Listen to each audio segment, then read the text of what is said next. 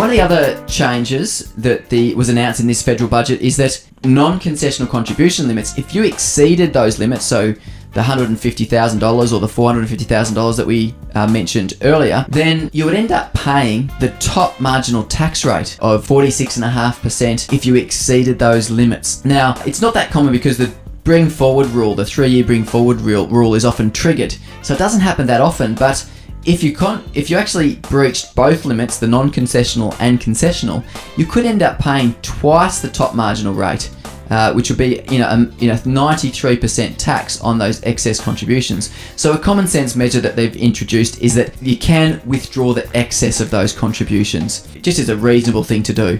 If there's earnings on those excess contributions, then you need to pay tax on those at your marginal tax rates, which is only fair enough because you shouldn't have put those contributions into your super fund. But if you do leave those excess contributions in your super, then you do end up paying the top marginal tax rate again. So just a common sense measure, you're not caught out just by simple mistakes. There are some strategies around, making that, taking advantage of that, as with any sort of those announcements.